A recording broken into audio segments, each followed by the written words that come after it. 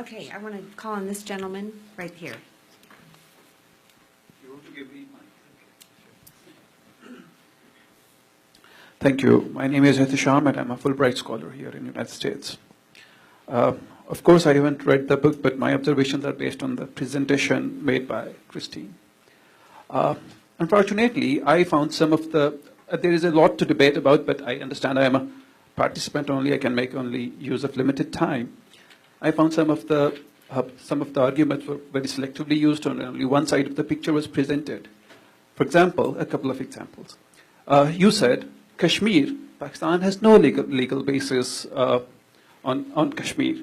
I don't understand what sort of legal basis should we have. You have mentioned about the UN resolution. You have mentioned that India went to a Security Council, and Security Council said that let the Kashmiris decide. Let us have a plebiscite there. So that's a legal basis. Go and ask the Kashmiris with whom they want to go. My second observation: yes, we had a beautiful lawn back there in our homeland, but it was late 1970s, at the peak of Cold War. Soviet Union just entered Afghanistan, and here was the CIA and the Americans. They went to Pakistan and Afghanistan, and fortunately, incidentally, they found an ally in the form of ISI or whatever, and they jointly created this jihad narrative. Kashmir is not the only thing which is behind those groups which you are calling the jihadis and terrorists. In fact, Kashmir has always been there. The jihadis, the rise of jihadis has been after the Soviet Union entered, and then CIA went there and worked with ISI, and the jihad narrative was brought, groups were made and fought with, and then the Soviets were pushed out. And then US left Pakistan and Afghanistan in the lurch, and Afghanistan fell into the hands of the warlords. All right, so you need to read my book, because every single thing that you just said is fictional. Let's first begin with the UN Security Council Resolution 48. Sir, have you read it? Have you read? No.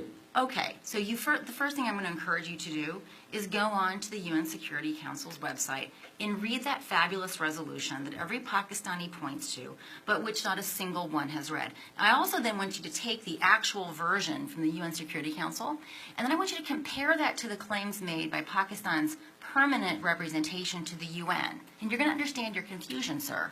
So the resolution is actually very clear. There are 3 steps. They were sequential and they were conditional. The very first step was that Pakistan was supposed to demilitarize to the satisfaction of this UN body that was to be established. Then, conditional upon the UN being so satisfied with this demilitarization, India was also supposed to demilitarize with a presence being permitted to defend itself against Pakistani aggression.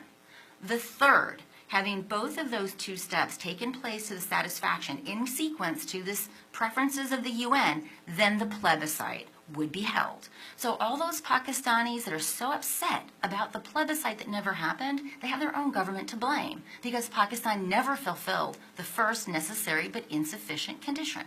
So I'm going to encourage you to actually read that before you ever make such a fool of yourself again by presenting it in public, right? So just do yourself a favor by reading the darn thing. Second, I want you to also learn a little bit about your country's Afghanistan policy. Sir, do you know that it was Zulfikar Ali Bhutto that began the ISI cell in Afghanistan? That in fact it was Zulfikar Ali Bhutto who began setting up what became the 7 donkeys before the Soviet Union even crossed the Amu Darya. Did you know this, sir?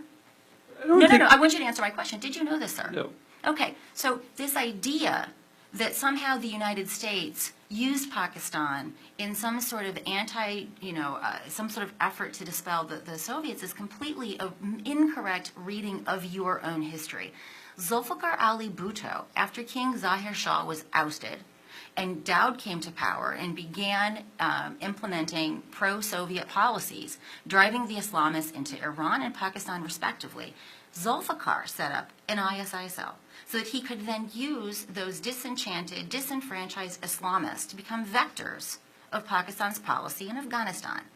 Did you know that we first sanctioned Pakistan in April of 1979 because of advances made in its nuclear weapons program? If we were so interested in sucking them into our evil jihad designs, we sure did make that difficult for ourselves, because when the Soviets did finally cross in, we actually had to do a bunch of maneuvering to get a waiver. And did you know that the first monies did not go into Pakistan until 1982 because of that requirement to get a waiver?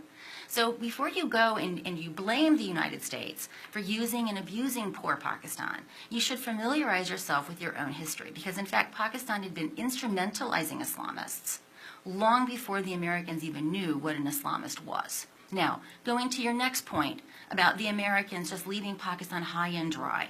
Well, this comes to, and Steve Cohen is here. I'd like to hear him talk about this. Let's talk about their Pressler Amendment, right? The Pressler Amendment was actually designed so that Pakistan could continue proliferating while we continued arming you, right? Because we'd first sanctioned you in April '79. Everyone understood the name of this game. When we withdrew in 1990, we withdrew. Pakistan, however, continued mucking around with the Islamists. So this idea that the jihad today are the Taliban of today and al-Qaeda, this is also a really grotesque and empirical error that I don't quite frankly expect from a Fulbright student. So I'm happy to have more exchanges with you, but I think you should read my book, because everything that you said is a highly stylized retelling that you get from Pakistani media in your curriculum.